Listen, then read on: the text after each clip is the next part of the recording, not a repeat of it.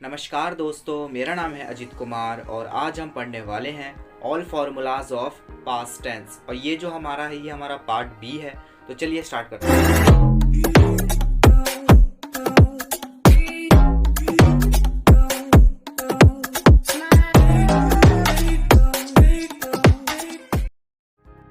Friends, ये है हमारा पास्ट टेंस, यानी जिस हिंदी वाक्य के अंत में था, थे, थी इत्यादि सब लगा रहे उसे हम पास्ट टेंस कहते हैं, यानी भूतकाल कहते हैं। और इसका जो हेल्पिंग वर्ब होता है उसे हम वॉज और वर कहते हैं। इसे हम सहायक क्रिया भी कहते हैं।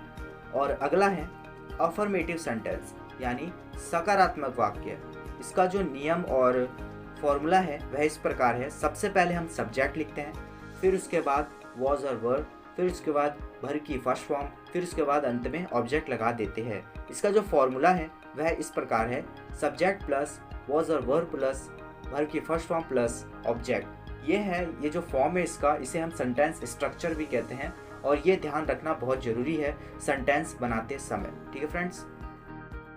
फॉर एग्जाम्पल, वह एक डॉक्टर था। He was a doctor.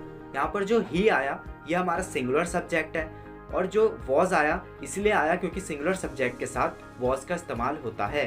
और फिर उसके बाद ए आया, फिर उसके बाद डॉक्टर आया, जो हमारा वर्ब है इस समय। ठीक है फ्रेंड्स। अगला है हमारा तुम बहरे थे। यू वर डिफ।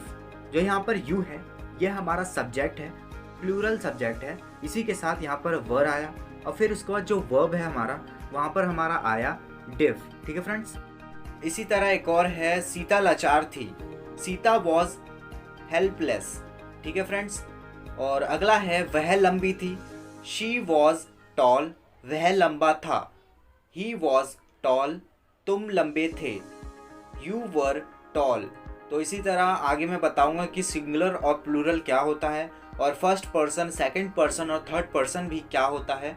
आगे हम पढ़ेंगे दोस्तों, क्योंकि अभी आपको समझ में नहीं आएगा इसीलिए। ठीक है फ्रेंड्स। अगला है हमारा निगेटिव सेंटेंस, यानी नकारात्मक वाक्य। यानी नकारात्मक वाक्य का मतलब होता है नहीं का आना। ठीक है फ्रेंड्स। और जो इसका नियम है वह इस प्रकार है।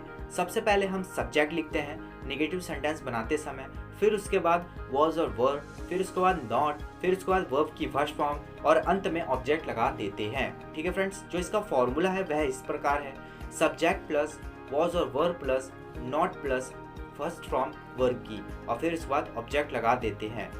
विशेष रूप से ध्यान देने वाली बात यह है कि हेल्पिंग वर्ब के तुरंत बाद नॉट का प्रयोग होता है, और वर्ब की फर्स्ट फॉर्म से पहले भी नॉट का प्रयोग होता है। ध्यान दीजिए। ठीक है फ्रेंड्स। फॉर एग्जाम्पल, मैं दोषी नहीं था, यानी आई वॉज नॉट गिल्टी। आई जो है ये हमारा फर्स्ट पर्सन है सिंगुलर सब्जेक्ट का, और वॉज इसीलिए यहाँ पर आया क्योंकि ये सिंगुलर है। और अगला है हमारा नॉट। नॉट आया हेल्पिंग वर्ब के तुरंत बाद, और फिर उसके बाद है गिल्टी, यानी वर्ब। वर्ब से पहले नॉट का प्रयोग किया गया है। और ये ध्यान दीजिए कि यहाँ पर जो सेंटेंस स्ट्रक्चर मैं बता रहा हूँ वो इसलिए बता रहा हूँ ताकि आपको पता रहे कि सब्जेक्ट क्या है, वॉज और वर क्या है, और नॉट क्या है, वर्ब क्या है, और ऑब्जेक्ट क्या है, और कहाँ कहाँ क्या क्या लगता है।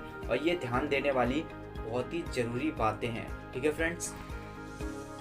अगला एग्जाम्पल है हमारा आप बेईमान नहीं थे। You were not dishonest. जो यहाँ पर यू है ये हमारा प्लूरल सब्जेक्ट है, इसीलिए यहाँ पर वर आया। क्या आया? वर। फिर उसके बाद नॉट आया, फिर उसके बाद वर्ब की फर्स्ट फॉर्म की जगह डिसऑनेस्ट आया। ठीक है फ्रेंड्स। तो यहाँ पर ध्यान दीजिए। ठीक है। और भी एग्जाम्पल है दोस्तों, जैसे वे लोग कमज़ोर नहीं थे। दे वर नॉट वीक। मोहन गरीब नहीं था। Mohan was not poor. मैं गरीब नहीं था। I was not poor. तुम गरीब नहीं थे। You were not poor.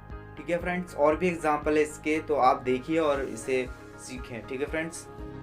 अगला है हमारा दोस्तों इंटेरोगेटिव सेंटेंस, यानी प्रश्नवाचक वाक्य। इसका जो नियम और फॉर्मूला इस प्रकार है। सबसे पहले हम यह देखते हैं कि अगर वाक्य के बीच में कब कहाँ क्या आता है, तो सबसे पहले हम क्वेश्चन वर्ड लिखते हैं, यानी WH फैमिली। फिर उसके बाद वॉज और वर लगाते हैं, फिर उसके बाद सब्जेक्ट, फिर उसके बाद वर्ब की फर्स्ट फॉर्म, फिर ऑब्जेक्ट लगा देते हैं।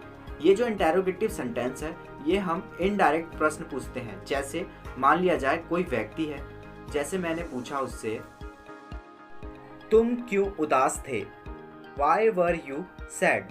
यहाँ पर आप देख रहे होंगे जो वाई आया ये हमारा क्वेश्चन वर्ड है और फिर उसके बाद वर आया क्योंकि जो हमारा सब्जेक्ट है वो यू है यानी प्लूरल है, और फिर उसके बाद जो आया वो सैड आया जो कि वर्ब की फर्स्ट फॉर्म है। ये जो मैंने क्वेश्चन पूछा तुम क्यों उदास थे, तो यहाँ पर जो सामने वाला है जो बैठा है यानी मैंने जिससे पूछा वो पूरी डिटेल में बताएगा कि मैं क्यों उदास था, इनडायरेक्ट तौर पर, डायरेक्ट नहीं बताएगा। ठीक है फ्रेंड्स, तो ध्यान दीजिए इंटेरोगेटिव सेंटेंस का ये टाइप 1 था और जो एग्जाम्पल है वह मैं बताता हूँ और भी। और फ्रेंड्स अगर आपको ये वीडियो में जो मैं बता रहा हूँ अगर आपको समझ में नहीं आ रहा होगा तो प्लीज़ इस वीडियो को 2 से 3 बार देखें और नोट डाउन ज़रूर करें और आपको समझ में आ जाएगा। और अगर इसके बाद भी आपको समझ में नहीं आ रहा तो फिर मैं कुछ नहीं कर सकता, तो मैं एक काम और बता सकता हूँ, फिर से इसे 4-5 बार देखें। ठीक है फ्रेंड्स, तो ये ज़रूरी है क्योंकि आप देखेंगे नहीं तो सीखेंगे कैसे। ठीक है फ्रेंड्स, अगला एग्जाम्पल है आप कब बीमार थे, When were you ill? तुम कब बीमार थे, When were you ill? मैं कब बीमार था, When was I ill? यहाँ ध्यान दीजिए मैंने was कहा क्योंकि जो I है हमारा ये सब्जेक्ट के तौर पर क्या है, सिंगुलर है और फर्स्ट पर्सन है। ठीक है फ्रेंड्स, सो फ्रेंड्स ये था हमारा टाइप 1 और अगला है हमारा टाइप 2 इंटेरोगेटिव सेंटेंस। यह है हमारा दोस्तों इंटेरोगेटिव सेंटेंस टाइप 2। इसका जो नियम और फॉर्मूला है वह इस प्रकार है। अगर वाक्य क्या से आरंभ हो रहा हो यानी WH फैमिली से आरंभ हो रहा हो तो सबसे पहले हम क्या लिखेंगे, वॉज और वर्ड यानी हेल्पिंग वर्ब लिखेंगे, फिर उसके बाद सब्जेक्ट, फिर उसके बाद वर्ब की फर्स्ट फॉर्म, फिर उसके बाद ऑब्जेक्ट लगा देंगे। यहाँ ध्यान रखने वाली बात यह है कि इसमें क्या होता है कि हम किसी से डायरेक्ट प्रश्न पूछते हैं तो वह बंदा यस और नो में आंसर देता है, इसीलिए ये क्वेश्चन पूछा जाता है। और जो इसका फॉर्मूला है वह इस प्रकार है, वॉज और verb plus subject plus verb की फर्स्ट फॉर्म प्लस ऑब्जेक्ट। ठीक है फ्रेंड्स, फॉर एग्जाम्पल क्या मैं गलत था, वॉज आई रॉन्ग। आप यहाँ पर देख रहे होंगे वाक्य हमारा क्या से आरंभ हुआ, इसलिए यहाँ पर वॉज आया सबसे पहले हेल्पिंग वर्ब, फिर उसके बाद आई आया जो हमारा सब्जेक्ट है फर्स्ट पर्सन का, फिर उसके बाद रॉन्ग आया। ठीक है फ्रेंड्स, और भी एग्जाम्पल है दोस्तों, जैसे क्या लड़के चालाक थे, वर द बॉयज क्लेवर। क्या आप कवि थे, वर यू अ पोएट। यहाँ पर आप देख रहे हो कि जो मैं प्रश्न पूछ रहा हूँ वह डायरेक्ट में पूछ रहा हूँ, जैसे सामने वाला यस और नो में ही जवाब देगा। जैसे क्या वे लोग नेता थे, वर दे लीडर्स, तो सामने वाला कहेगा यस दे वर लीडर्स।